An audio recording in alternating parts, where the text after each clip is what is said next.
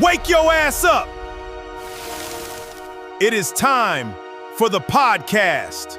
We are live and uncut. I'm back again with another one, man, at the Wake Your Ass Up podcast, man. Before I start, man, let me give a shout out to our sponsors, man. Cookies. You know what I'm saying? If y'all ain't knowing about cookies, y'all better keep knowing about them because they too worldwide not to know about them. Big things. You know what I'm saying? Westbound ENT, man. You understand me? Yeah, Everett Jones. But today, man, we got a very special guest, man. By the way of Luke. By the way, it was Minnie's economics, Loove Moore, man. Oh, man, we got Loove Moore in the building, man. So what's up?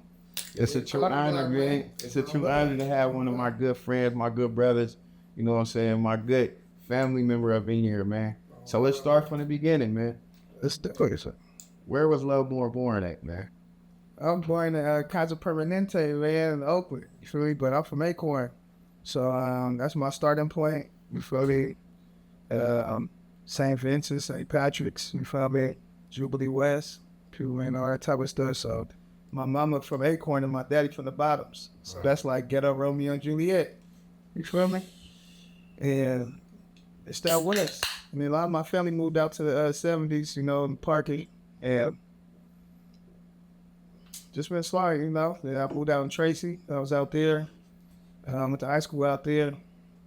And then when I graduated, I moved back, went to school in Fremont, Dunbar Bridge. I went to a DeRai over there. And that just brought me back out this way. And then my cousins, everybody was up on the Acorn or up on 19th Street, you feel me? Over there by Millennium Market. So let's go back to what you were saying, right? With the Acorn situation. So you were raised in Acorn, right? When you were raised in Acorn, was it very notorious and dangerous at that time, or was it, you know, still kind of family orientated to where it was kind of turning into what we're seeing today? I mean, for me, growing up in Acorn, I mean, my family was one of the first families to live in Acorn. You feel me? So it wasn't built yet when a lot of people, like Lowe Park wasn't built yet either. For me, they just now building all this. So our family was the first ones moving in there. So my grandma was the people that knew all the other moms, all the other grandmas, and she would throw the card games in the neighborhood, and they knew she had plants in her house that just used to stretch up on the roof. His family, a few people in the volcano, a lot of stuff ain't that hot. That's how I always seen it. So, yeah, my grandma lived on 10th and Filbert, you feel me? That's when we was like there. Then my uncle lived right down the, you know, like right down the street. So then we back to this house to that house. And then by the time I had like my granny V, Miss Venable, and so that my cousin Twist, and just, it was all our family. So it's just all through there. And it was just love, bro. My mama was one of the moms that had a lot of friends, and she'd go to all their house. So whether they lived in San Andrew, lived in Hayward, lived in wherever they at, I'd be going to my auntie's house. You know, you trying to ask your mama, can we stay up over there? You feel me? Like, hey, you and your cousin try to make it whole, already ran the play. Like, she'd come drop us off, and, you know, but I just visit everybody. So that's how I was just moving around. So when you say like auntie and shit, right? I know like a lot of times of our generation of growing up, right? Like our parents have friends, but they was brought to us as in, this is your auntie, and these kids is your cousins. That's it. Man, my mama had to really break that down to me one day. She was like, who is all your aunties and all your uncles? And to me, I never seen that separation. If you it's my family, they're my family. But I think it's something special because this is probably one of the most dopest parts about in the town was that we the children like of the mob times, no matter what, because and you didn't tell my business. So that's why you didn't know about a lot of stuff going on unless you knew. And so I didn't grow up in thinking I was part of this or that, none of that. You feel me? I just was more, I always had my own mind. I was like this. You feel me? So I always had my own line what I was on. I'm aware of what people own, but I was on what I own. But my mama did have friends. It was like, she was her, my Auntie Didi, Auntie Carmen, well, maybe I think Sherry Auntie Michi or something like that. Auntie Leslie, you feel me? All of these aunties was all pregnant at the same time. We all kind of at that same year. And a lot of those people is like, it's me, you got Chippers, you feel me? And the boy Dane, you feel me? My cousin Demarion. You feel me? A lot of we all the same age though. We all in that same year, like. So they all moms had to be pregnant at the same time, and that whole family throughout West Oakland to East Oakland got us embedded. And I learned that they did it first. They had to find the cool people that they rocked with in Oakland and got cool with them for us to reap the benefits of it. Not just the people that's in our immediate family. Some people that got a little more sense than we, you know what I'm saying? Facts. So I know that we carrying on the legacy, just being out here, being legacy residents of Oakland. Fact. That it mean a lot. Black Panthers, and it mean a lot to be accepted and loved on by this spot. You feel me? They still trying to settle the West. You know, the gold rush. They still trying to settle the West. You feel me? And I mean the whole West Coast. And we is on the forefront of keeping that indigenous, keeping that like people power, black power, white power, Asian power, Mexican power, power to the people, all power to the people. You feel me? Like that's what we standing on and how we slide. So I pick up a little bit of something from all them different families and all the different energy, and that's what's going on right now. So where did the transition come in with you guys moving to Tracy? Like how old was you, and like what were some of the diversity things that you had to go through to be accepted, because you come from Oakland and that's a whole different demographic? I mean, my life was wild because I moved from Oakland to San Leandro. So from 1st to 5th grade, I'm in San Leandro. I went to McKinley. You feel me? Okay, so San Leandro was before Tracy. That was before Tracy, so it gave me a little, you know, it ain't Acorn. Even when I moved back, even when I go back to Acorn, my cousins would be like, white boy, you a white boy. I'll be like, because I'm in San Leandro. Like, okay.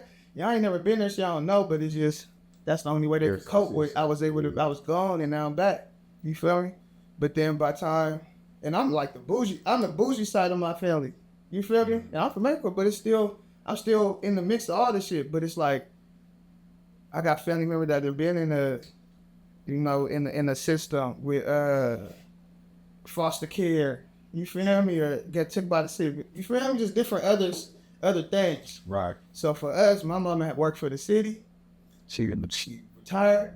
I got, you feel me? Just that consistency enough. Not on and off drugs, not, you feel me? Right. Just that within itself. So I reap the benefits of that. But in San Leandro, I got to have that. Then by the time I moved to Tracy, it was just, I know it was another life, but I always went to Camp Mendocino. So from there, I always met hella people from all over the Bay that other people wouldn't meet. So, because I don't mean to cut you off, but for some reason you keep bringing up Camp Mendocino. So for those that might not understand or never heard of or might not even can cope with what you're talking about, can you break it down a little bit for them to know about Camp Mendocino and what Camp Mendocino is? So what I'll speak about Camp Mendocino is a camp that is in Mendocino County, that's in Mendocino, in California, that you go through the Boys and Girls Clubs of San Francisco and in Oakland and Richmond and Tracy and out there, like it's through the Boys and Girls Clubs.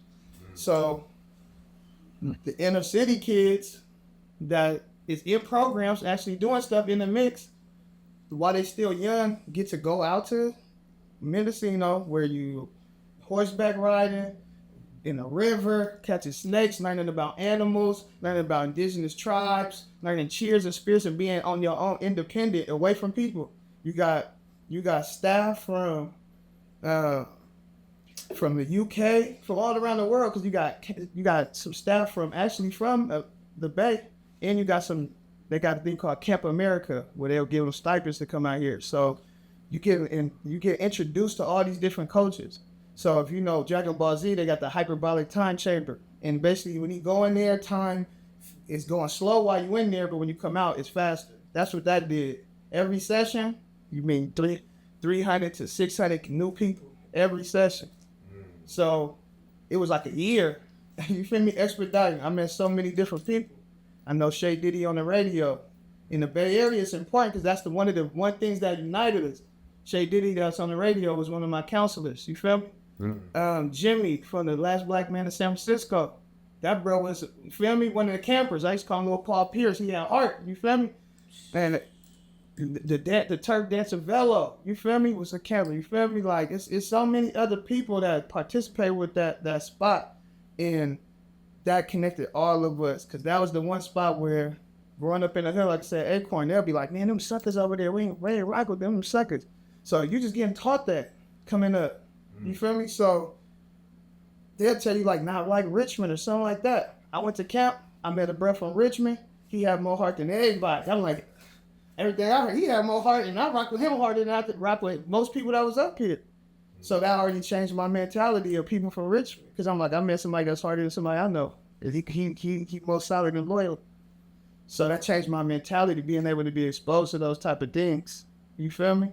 And when I was exposed to that and I seen my heart that I had, that's why I always be trying to give people that opportunity to participate with that mentality. Just to experience. Did it open up your mind, like, to be able to acknowledge life different and acknowledge the people around you different because of things that you have seen to understand?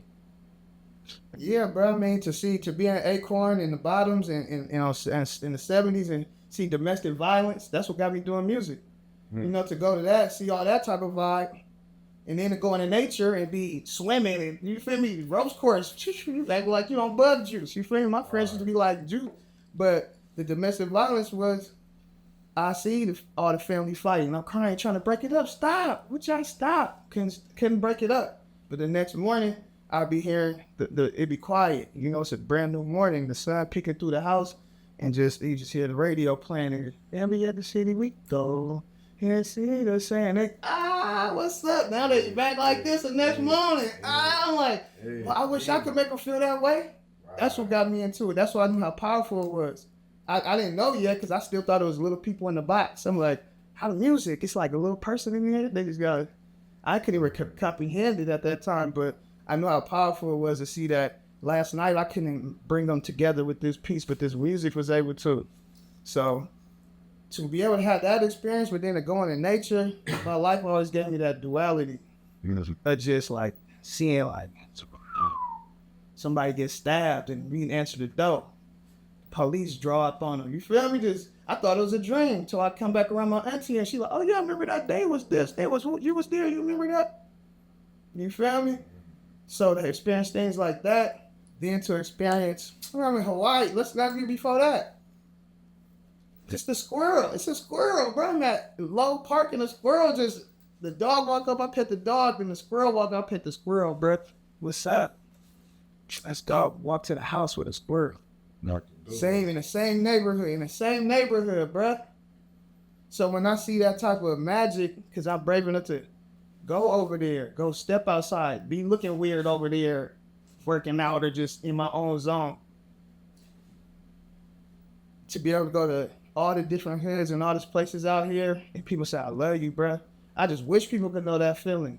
I just wish it like, I wish you knew it. I don't want to be the only one feeling like, and so that's what be motivating me with this, bro. So when you said, you paraphrased the song, you know what I'm saying, that one was growing up every city we go, suicide. That was that time. How old were you when that song came out, and why is that a song that you vividly remember that clear? Because that was the song of that time, and I think that was the literal song that came on that morning. I ain't give this name an example. I could remember the house. It was the light, you feel me, coming through there. There ain't nobody in the living room, but I could hear that music playing. And Pac at that time I didn't even get onto Pac till college, but I seen when he passed away, my auntie Jackie cried, you feel me? She cried. I'm like, you knew him? That was your friend? She like, nah, but she was crying over it. Right. And I'm at the apartments over there across the street from downtown Oakland with the little tribals on it. We used to be there too. We had a lot of like New Year's Eves and all that, the kids, you feel me? But I remember Auntie Jackie just crying over Pac like that, and it made that impact. So that still was the thread of like that same energy. Whether I was connecting the dots, I still felt like that the heartbeat of like the real shit. I mean, I'm rooted. I can't get away from it. I'm like, if I'm here with you, we talking, you done been through things. I'm always drawn to that. I ain't drawn to fluffy stuff. I'm learning how to make it a little lighter sometimes, you feel me? Hey, let's have some fun. Hey. You feel me? But that's why some people don't get to experience that. So I'm like, even my friends back in high school, in school, they'll be on punishment or something. Their moms are still living. I come knock on the door. What's up, you there? They'll at least talk at the door with me, and we'll talk. And I knew that was something special. I know they ain't doing that. They want me. They ain't doing that. So when I seen that, I'm like, oh, okay, we got to do something with this energy. You feel me? So what age was the first introduction for you into the music? At camp, I used to do the dance, the talent show. So I came and seen how it's had a talent show up there, and this 300 people, kids and staff and everybody at nighttime, whole stadium. So this is the first time you in the stadium going crazy. You could even make up a dance, you could act, you could do whatever. You feel me? So them like the first times, and I used to old school fuck with it, old school. We used to learn all that shit, the mop and. You know, we had to start little shit and get a baseball, throw the goods out, and come in, man, you know. It was all them, you feel me? And that's how we used to tell our culture because it wasn't on internet.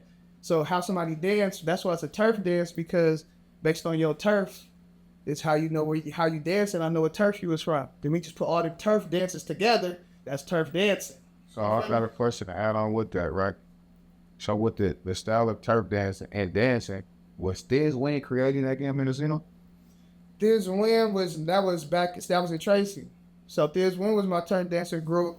That was just my friends. It was like so Phantom and was the stick up kids. They wasn't that yet, but they was like E Ninja and Spider-Man and Galaxy, but you feel me? Giant, but like that group started because I was out there in Tracy. So I know about organizing, maybe because of camp. I know about organizing, coming together. I got supported in what I did in my ideas because I was accomplishing stuff. I wasn't getting nobody give me no pushback because at camp I would work. My mama would get me there to get up there, but then I work so I could stay extra sessions. All you had to do was pay one time. I'm up there. You feel me? And so when the Turk Dancer group was, it was like this was when MySpace just starting. My friend made me one my senior year. You feel me? Like the last couple of months.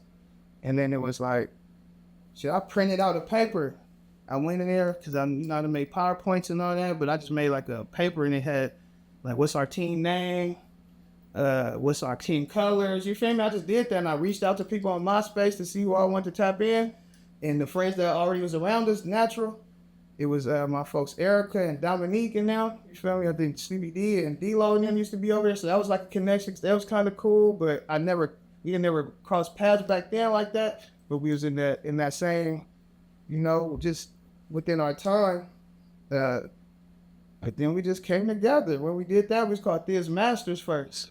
And that was the name they wanted because it was Thiz and hyphy, and that was the thing, the times. So I'm like, I ain't tripping off the name as long as we all come in correct.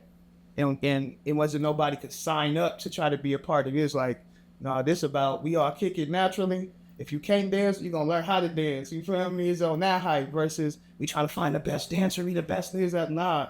So that's what it was. Man. It was another group called The Winners. And they was already putting their videos up at the quinceañeras and all that. And we was in the streets where people knew us at the parties and the functions. But they was known on the internet because they knew how to put their stuff out there. They was a little younger.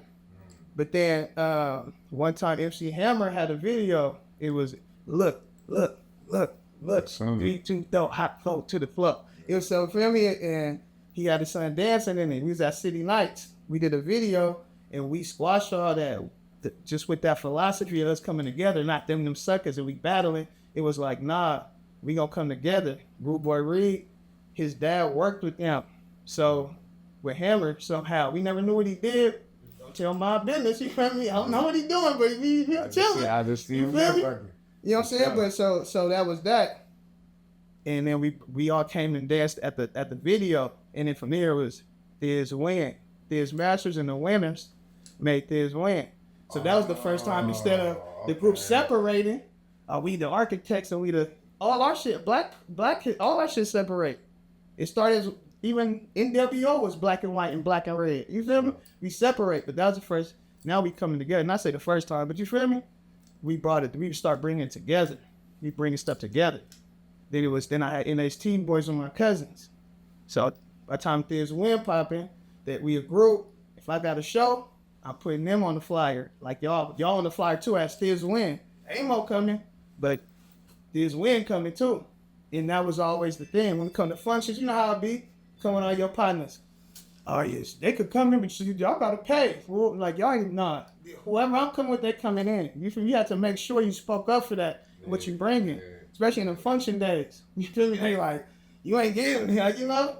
So that's what I was doing that along the way, you know, MySpace. So I don't know, peers gonna respect it because they see me every day like this. How I was making music now, back then, you get 4 songs on that MySpace every day like this. Right. You feel me? And then start meeting people. DJ Carnage, he go by Gordo now. He made beats with Drake, and you feel me, all that. That was a young bruh. You feel me? That's bruh. Jay Ant and all them. It's our generation, bruh. It's just our time to get our shot. But the hyphy movement we was the young people during that time, but the older people just took it on one. So it's like, okay, that's what it was. But now that's why right now it's reemerging. It's the retro, then it's like that real, and it never came yet. So now people are like, oh, it's the hyphy. It ain't just that. It's that punk rock BZ. It's that bass. That's bass, the little beef. It's all that. You feel me? It's being free to be yourself. You know what I call it? Mm-hmm. I call it mob hyphy. Mob hyphy? Yeah, because it's a conglomerate of both. You know what I'm saying? Because the mob birth hyphy. You know what I'm saying? So who played the pack with the mob? You know what I'm saying? Keith was heavily influenced. You had 3 times heavily influenced. As a man Bart, you know what I'm saying? Plus you got Delinquents and, you know what I'm saying? It was a group bag, the Loonies. You know what I'm saying? Yeah. They was already going stupid before a lot of the term going stupid was out there. You know what I'm saying? Sure. And salute to all the groups and the forefathers, you feel me, and the people that did it before, because without Charles, there wouldn't be no us of what we do today. You know what I'm saying? I think with homage is one of the best way of showing is putting the right endurance, energy into it, the right way of showing people love. Sometimes, like what we going through in the Bay right now with a lot of frustration of what's going on what's showing love and what's not with the Drake situation. You feel me? But a person like me taking in consideration like this, I'm a child. I'm also an adult. I also have a mother.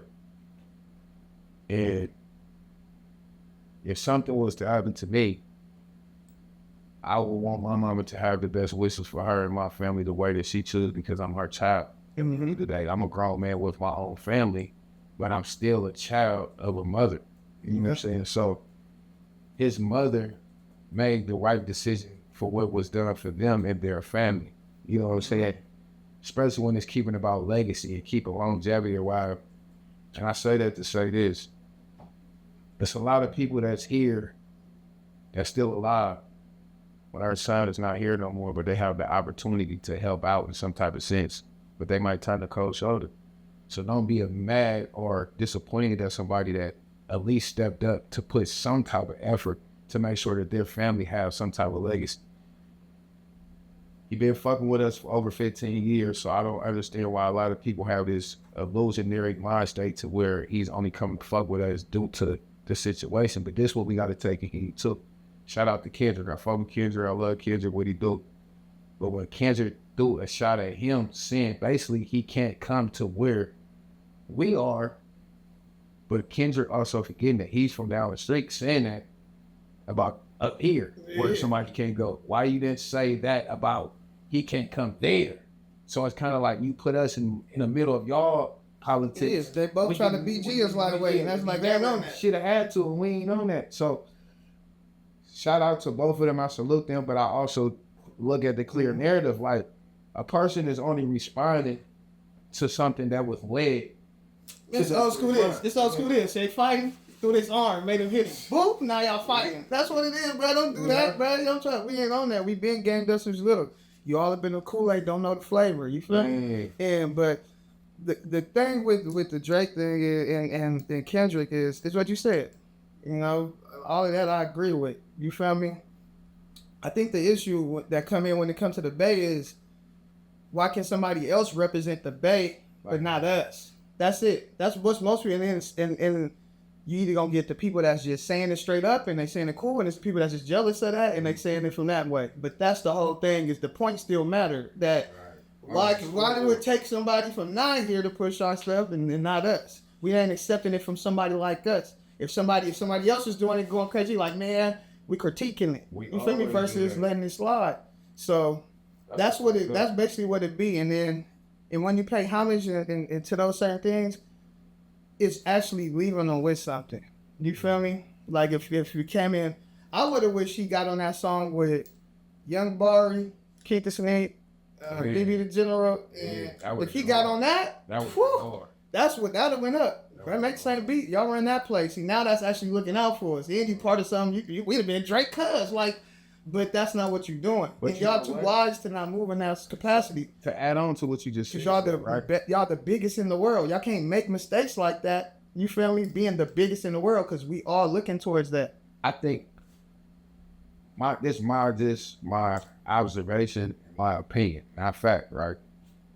I believe if that record would have dropped after this record, it would have made more sense.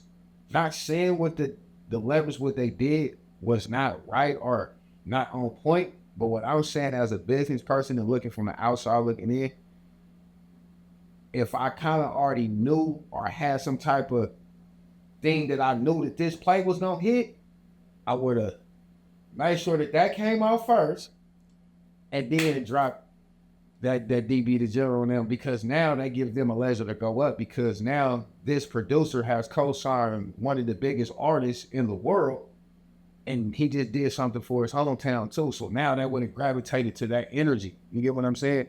It would have made a lot of more clear sense. Not saying that it don't make sense, but just me looking from the outside, looking in on some business executive shit, I would have did it. I would have dropped it after the Drake record. I wouldn't have dropped it before the Drake record.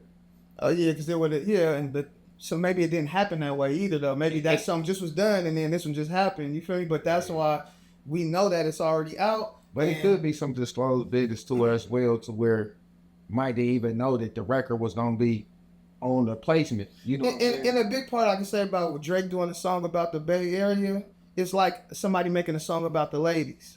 It's like, this for the ladies. You got to check with the ladies if they gonna like the song. The song could be the best song ever. But if they don't want to hear it from you, it don't matter. Right. You feel me? So that's the whole thing. Sometimes you gotta check in and make sure you good one with the ladies first, and then they like, okay, we accept that song. And I think that's why how our area kind of look at him like he's so soft that he can't make somewhat fake gangster music, but they have to understand within this culture that this shit is entertainment. This shit is not real life. And I think a lot of people of today's life get caught up in the illusion of thinking that this shit is real. You know what I'm saying? Yes, it might be a real thought. It might be maybe a real point of view at some point, but the whole dressing of this shit is entertainment. You get paid to entertain people. That's why this shit say entertainment. It doesn't say real nigga records. And that's the part where where shit is separating us, because we do buy into it. We thought MTV cribs was them as they real cribs. Right. We was little kids, we young and impressionable. And that's the point that people be making, is like, don't come out here grabbing all this influence and you know how young and impressionable he is when you ain't doing nothing with that. My thing is, I'm never tripping off what people hype people on. Don't just come across like, some gangster vibes, but that ain't what you really doing. Or don't act like I'm for the community, but you ain't really for the community, because that's when it's off. You could not be for the community and that could be okay. You could not be gangster and that could be okay. Right. But don't act like it and want us to buy into it. You know what kind of like is a yay nor nay about that situation? It's no different than the news. Like, the news give us an agenda that is pressed up on us that they want us to believe. Not necessarily saying it's true or that it's not, but it's a scare tactic. That's propaganda. The propaganda of the scare tactics is however I want to present it to you is how you want to believe it. Yeah. You know what I'm saying? Yeah. And it's an illusion, but it's always been an illusion. The thing what you sell a person, what they don't know, and what they perceive is what they're gonna buy into. And see, that's where the Bay Area has been sabotaged for so long as being independent. We was taught to be gritty and grimy, but in closed doors, people were doing good business. Mm-hmm. So I believe like to stature, the leverage of it is that teach and tell people from the beginning that this is entertainment and you need to have good business to be able to move with your lever. You feel me? Because you can't move the lever without having some sustained business. You know what I'm saying? Yes, you can be presented out here as this grease ball and you ordering all this extra shit, but if your business not intact, the bar doesn't move. You know what I'm saying? So a lot of the things that have been shown us with these people that had good business, I was some of that. Some people had good, people had poor. It's like, I believe like the infrastructure that was told to us for so long are really about independency. You feel me? I believe when we even stake these values, if somebody's helping you, you're assigned to somebody's label, you're not independent. So how can you tell somebody about some business structural things when you were assigned to somebody that was putting out product for you? They were independent and you were assigned to an independent label that was doing distribution with maybe a major. But you were never doing independent business. I mean, it's the whole thing. That's why I made the song Solo. Because the solo is trying to acknowledge the fact you feel like you did it by yourself, but all these reflections is what show you what yourself is. No. So at the end of the day, you honor the fact that you was the one that got you up in the bed. You is the one you going to sleep to. But all these reflections is what you, like you was in school checking out their tests, like, okay, that's what you're doing to get yourself right. You feel me? And that's what, it's hard for us to figure out. How do you be an individual, but then still be unified? You feel me? Your own family is like, I want to know I'm part of this family, and I want to ride for that and reap the benefits of that. And I still got to live up to the things that's bad about that too, if I want to do that. But I want to separate the show. Like, this is who I am now. You feel me? That's what people need to learn how to do. But that's where we talk about Black Panthers and organizing and having leaders, people that actually have leadership. You know, so a lot of people is in the lead, but they not leaders. Right. You feel me? That's why we ain't got no guidance. We don't know, how do I now become any of these people that's on the charts? How do I do that? That's not a leader then. I can't even follow behind you. So it's a broken system. The system not broken. The system working.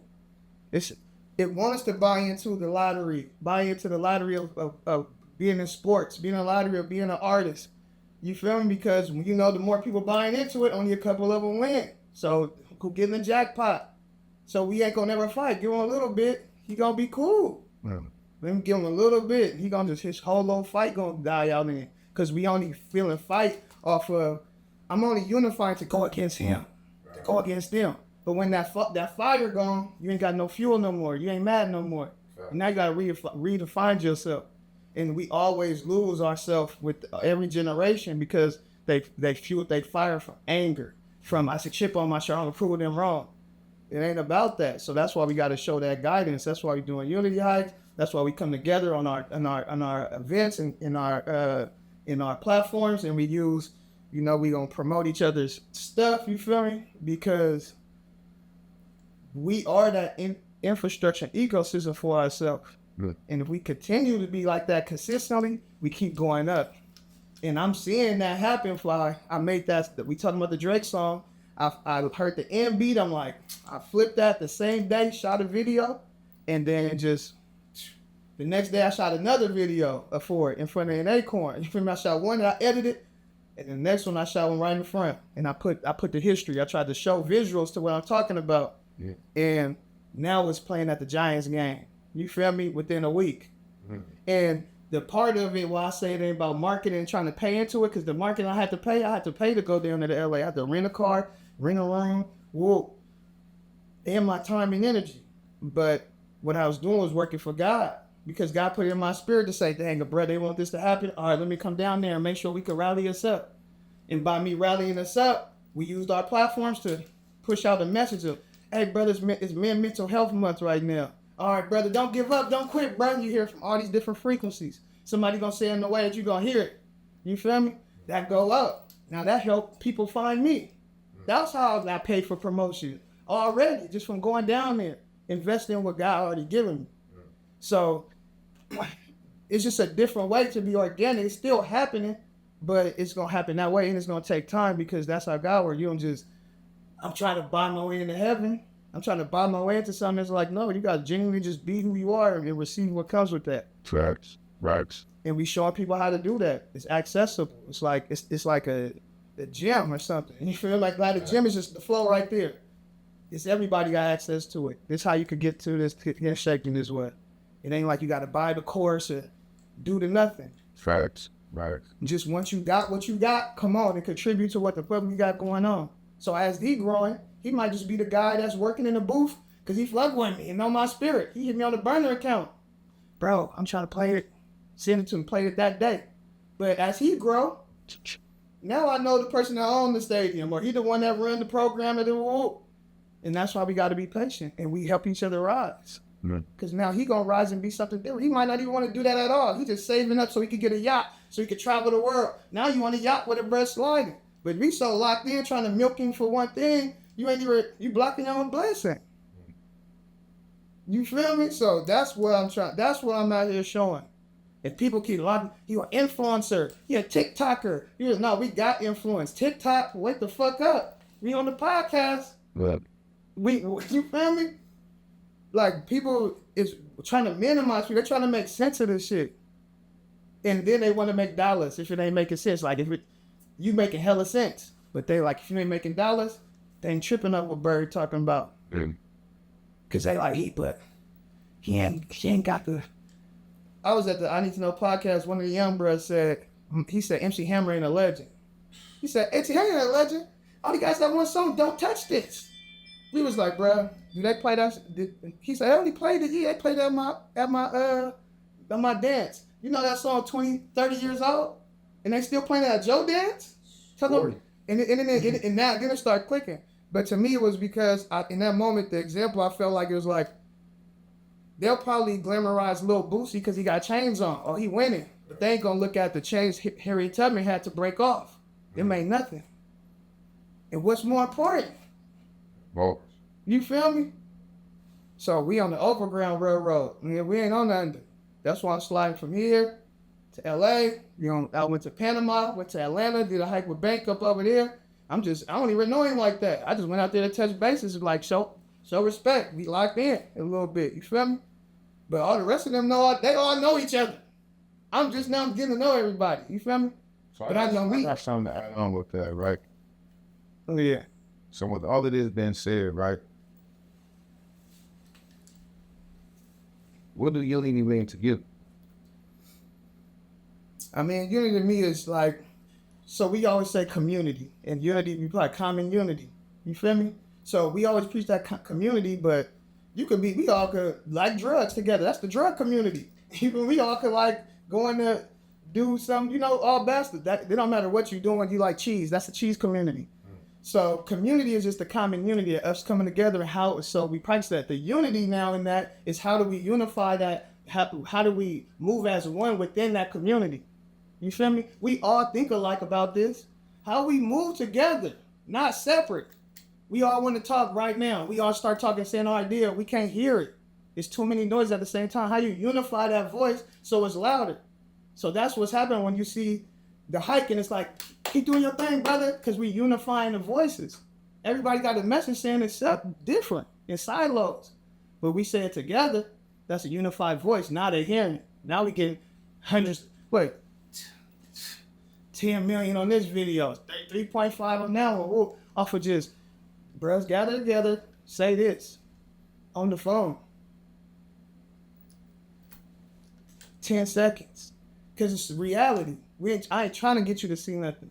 That's the thing about me. I've been trying to show people, let me show you how I can just show you reality without editing. I'm not trying to edit it. I try not to edit it so much so people can see exactly what I'm trying to show you what it is. I ain't trying to tell. There's already a story in it. I know storytelling. That's why when it's here, I talk about it. I say, oh yeah, this how this work. Like, they got all these cans over here. You feel me? All these cans. But you can be like, baby. You feel me? When Jay Stalin came, he dropped that one off.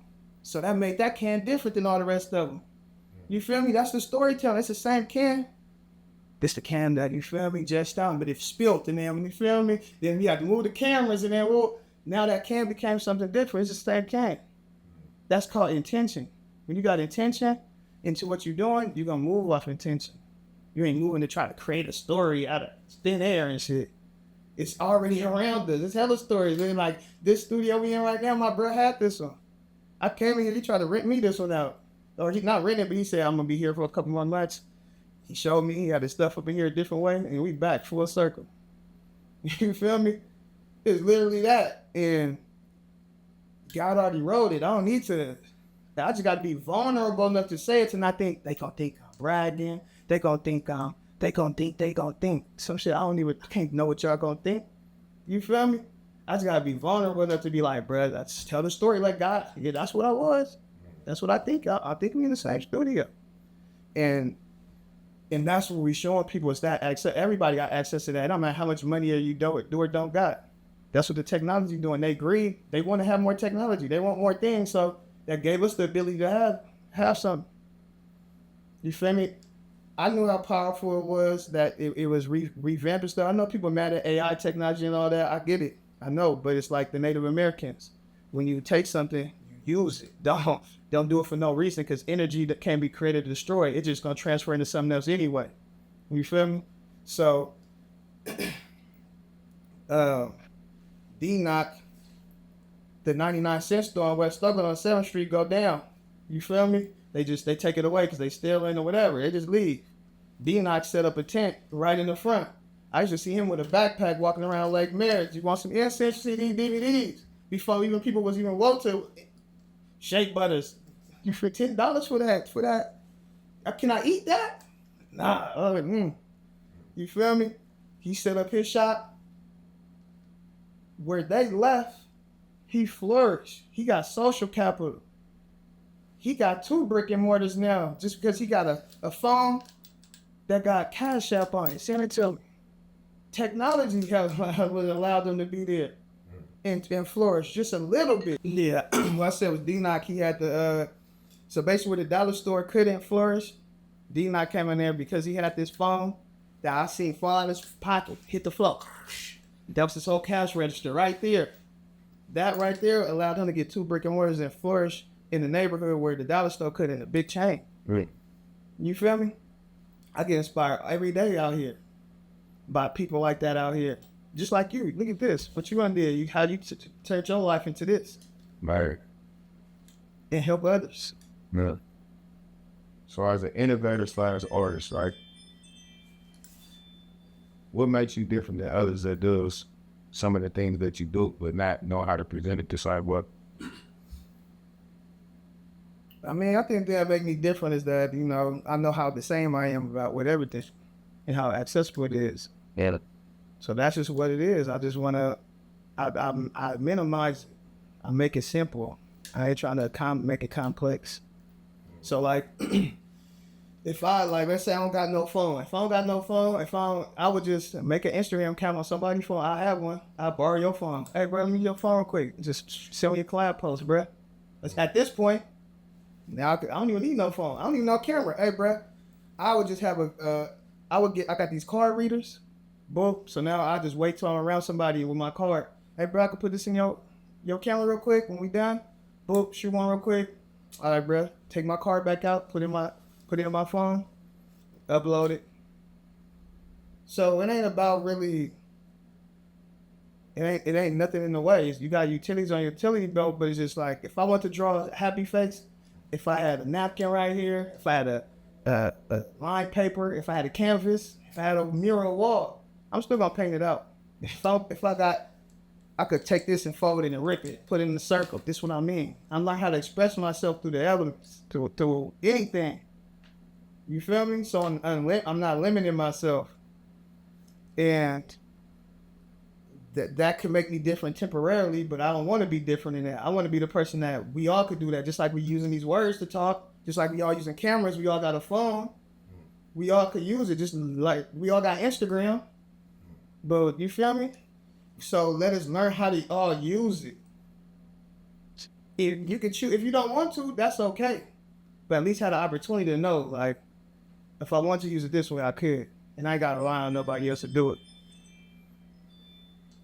What are some of the traumas that you deal with that affect Loove Moore that others might not know about you, but then you use different tools to either elaborate on to make you feel better on it, basically hit a message, but you still keep pushing through it? I've been had a lot of traumas. I done seen a lot of stuff going up in my life. You feel me? I done been right there, or things happen to me, and some of it, my perspective don't let it stay with me, and I don't attach to it. And then some things is just, hey, it's too much love. It's like, hey, that's between them and God. They got to figure it out. But for me, I went to Al-Anon, which is a 12-step for people that deal with people with drugs and alcohol. The family that deal with them, they got a support group for that called Al-Anon, and that's free. You can find it anywhere.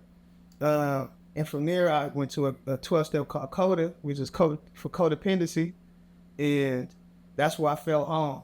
Everybody that was speaking about it in there, they all was a different part of me. Like, I'm the type of person, this is how I describe my codependency. I feel like if, let's say we all had to get to work on time, and you'll call me and be like, I gotta get to work. I'll be like, bro, I'll give you a ride, get you to work on time, but now I'm late. And now I'm sitting here, it's like, I'll be cool, I'll be good. This person might have forgotten to work and just left. So if fucking got mad at their manager, I'm like, damn, bro, I put myself in that position for you, but now I'm building resentment. You feel me? When, no, let me just get myself to work. Like, I learned to detach from that. I'm just gonna get to work, bro, and make sure I get there. If I can get you there on time and me on time, okay, fine and then. But nah, I gotta prioritize me and not feel no type of way.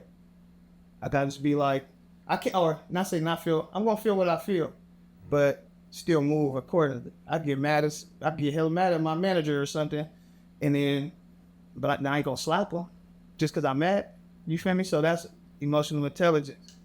So yeah, now I think the thing that's hard for me right now, it ain't the back then they didn't want me, now hot they all on me shit. I'm kind of past that energy. It's not like people pleasing and feeling like, I'm not in that space no more. But I think the hardest thing for me right now is just, I'm like, it's the people. I fuck with people. I want to see people win and succeed. And so I hold myself back trying to help people see something that it's up to them to see. The best way I can help them is by going forward. And they like, bro, so what was that? Now they open. They want to hear because they see me keep going and they like, bro, okay, how'd you do that?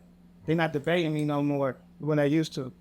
So I'm learning. That's the hardest part, but that problem is the solution too. If I keep going, it solves itself. Good answer. Like that's on his that right now, bro. Man, if you have the opportunity to talk to a young man right now, right, this might be in a confusing mind state and might have the talent, but might not have the creative vision to get where he needs to go in this music game because he's heavily influenced by the wrong things, what would you tell him? You have to be influenced by the wrong things. I just say, bro, go on, bro, be a leader, bro. Be like, stand up for something. I don't care how good somebody fights. If you ain't fighting for nothing, we just beat ass for no reason. Man, you feel me? It's like it's so many causes. There's so many things out here that could better your life, other people's life, your family life. But you feel me? So, I don't coddle people. You feel me? I'm hella empathetic and all that, but if you want to be Boosie, be Boosie. That's on you. But I'm gonna give you every single chance to not be Boosie and not in. So if you want to learn how to shoot a video, you want to learn how to do this. These are the ways. Show up here. Show up to the hike. Show up to this. Show up to that. This is how you could do it. If you ain't trying to do that, then what is it? You got some fears. What's stopping you? I don't like talking in front of people. Well, okay, well let's figure it out. If we can get a line of communication, you could get a line of communication with people, then y'all could work together. Because it ain't about the problems, it's that y'all could work on. Because the problem's going to happen no matter what. You're going to be cooking and spill something, whatever. But as long as you know how to get through it and handle it and put it in its proper place, you good. Yeah. But if you ain't trying to do that, you see what it is. You just got it dirty. You just want to keep it dirty. You know, it's simple. You feel me? And if you want to be Dusty, you Dusty. I'll just call you Dusty. I'll just be like, what's up, Dusty, bro? You feel me? If we cool, but if we ain't cool, then it just be like, you need some help? You feel me? Like I say, bro, I'm not onto that. I'm not like a super charity person like that. I'm not the backpack giveaway, bro. I'm not trying to. That ain't my thing. I feel like when I was in these positions, I didn't give myself them excuses. I got off my motherfucking ass and got to it because I knew I had a lot of things going for me. Wait. So if I needed to be brave enough to separate myself or just be around me and just talk to me and let me tell me I'm good, then I'm good. But if I'm telling myself fuck shit, that's the only thing. Tell yourself cool shit. You gotta be able to be around you and telling you cool stuff. But if you your worst enemy, you gotta work that out. You hear you? You hear me? You hear you? Yeah, hear that's you. me. You hear you. Wait, Feel me? Jules. You know what I'm saying? What I can say is, man, you very seasoned, bro. You know, and I think a lot of people be scared to acknowledge that you are well spoken, that you do acknowledge the fact that if we just go and keep the excuses limited, we can get further in life. You feel me? No matter what it is, and just show some love behind it, though. You know, I can honestly say you caught me at a time where I used to show a lot of love to people, but a lot of people used to make me feel some type of way. But you had opened up my eyes to a lot of things that make me feel more appreciative to who I am to bring to the table to others. You know what I'm saying? Sometimes we try to run around it instead of running straight to it. You know, and I just had to take on the fact that sometimes God don't put the crown on people that can't wear it. They just take it, you know, and I honestly believe that he put me in a position to be a stand-up guy for a reason, not a season. You know what I'm saying? We in a time where paying homage is limited and people look at it like it's weird. It's something that we need to address more, I feel like, in our culture, so people can understand that there's levels to this shit, like Meek Mill has said. You know what I'm saying? And not to even use that slogan behind Meek Mill, but just to keep it real, it is levels to this shit. There's levels to respect, levels to life, levels to living. You know what I'm saying? The levels to struggle, the levels to have and not have it. You know what I'm saying? So a lot of times we tell them to throw blinders on things because if it's not in with the present of what somebody can see vividly clear, they think you ain't going through that. You know, and I can say, bro, you brought a light and attention to our city that we call Oakland when people was afraid to show the good things outside of the negative perspective that was shown to the media. You know, you brought a new endeavor to our campaign where people can look at it like, okay, it do got glitter and gold over here, even though they try to say it got thunderstorms. You know, and you got into it at the time where a lot of frustration was coming within our city and our area. You know, and I take heed to that, bro, to just tell you, thank you for that, bro. You know what I'm saying? I feel like a lot of people are afraid to acknowledge each other and just tell each other thank you because everybody want to feel important when we all important in some type of way. You know what I'm saying? And it's an honor, bro, to even take in a situation that you took the honor to take the first foot forward. You know what I'm saying? And I can honestly say that some people are be scared to tell their peers that you're the first one to take one forward. I might have been the first one to co-sign behind it, but you took your forwardness of it, of the progress, you feel me? And can't nobody take that away from you. You know what I'm saying? God put that made having it for a reason, bro. You know what I'm saying? Like I always told you, bro, you was different from the beginning. Sometimes people don't acknowledge it until they get to this big ass point to where they be like, oh, you know, I put important in that. Like, nah, bro, when you see a star glow and it's blinking at that start, bro, let the world know. You know what I'm saying? And my honesty is how I really honestly felt about you in that situation, bro. And I take heed and I'm thankful, bro, that you even taking the knowledge to even listen to what I was telling you at the time without a judgment. I think it was on the negative value because where we come from, we take everything negative first before the positivity behind it. You know what I'm saying? And I just wanted to show the people out here that you are different, that you are unique, that you bring a lot of difference to the table that we need from Oakland. And that's just being yourself, bro. You know what I'm saying? A lot of people out here are scared to be themselves because they always trying to be a follower for the next person's acceptance. You ain't worrying about acceptance because you is accepted already. You know what I'm saying? And that's an honor within yourself to know self, right? You know, and keep pushing, bro. Keep being an on black individual, bro. So you're not letting your pride get to you like a lot of people have letting pride make their success be shortened. You know what I'm saying? Like, keep acknowledging those that's afraid to acknowledge you, even though they might don't know how to come to you. You know what I'm saying? Because you're very vocal. Some people are scared of vocal. There's people that stand stern about how they feel with their approach. You know what I'm saying? But keep being you, bro. You for a reason. You know what I'm saying? And you keep having it light on you for a reason, bro. You keep ringing doors to open up for yourself, bro, because you're being yourself. You know, it ain't about money with you, bro. It's about having them aligned to the man above, bro. And it's putting you in places to where money can't put you and money can put you. You know what I'm saying? So that told me and showed me, bro, that when you move with faith, bro, the believings of it come true. You know, just keep moving with faith, bro. Keep putting God first, bro.